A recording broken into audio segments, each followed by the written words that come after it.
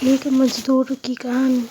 एक बार की बात है, एक बार एक अध्यापक एक संपन्न परिवार के शिष्य के साथ कहीं जा रहे थे, तो उस शिष्य को कुछ मजाक सूझी, क्योंकि उसको रास्ते में किसी गरीब मजदूर के जूते दिखाई दिए। उसने अध्यापक से कहा, गुरुजी, अगर हम इन जूतों को छुपा दें तो कितना मज़ा आएगा।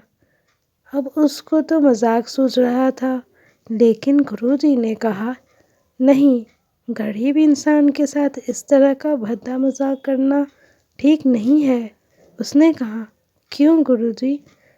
हम इन जूतों में कुछ सिक्के डाल दें और देखें कि इसका इस गरीब मजदूर पर क्या प्रभाव पड़ता है।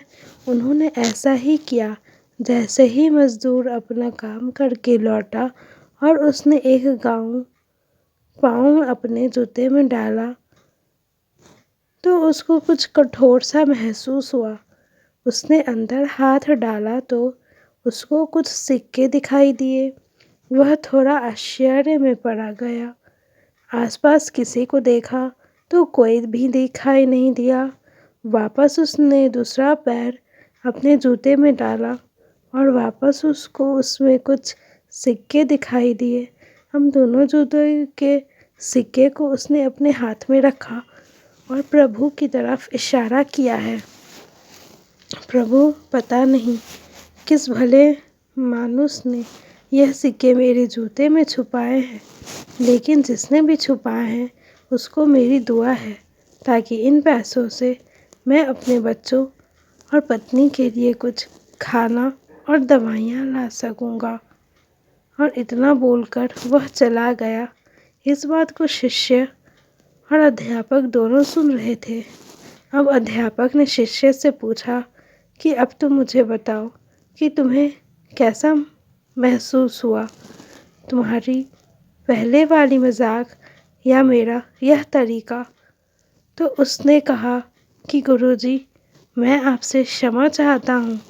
अब मुझे समझ आ गया है कि सच्ची खुशी किस चीज़ में है। अब हम किसी की मजाक उड़ाते हैं तो हमें कुछ पल का आनंद मिलता है, लेकिन इससे हम बद्दुआ मिलती है। लेकिन अगर हम किसी की मुश्किल परिस्थिति में मदद करते हैं और जिसकी भी हम मदद करते हैं उसको भी नहीं पता कि हमने उसकी मदद की है, लेकिन अंदर ही अंदर हमें पता है कि हमने उस इंसान की मदद की है, यही सच्ची खुशी है। जब हम दूसरों को खुशी देते हैं तो हमें सच्ची खुशी मिलती है।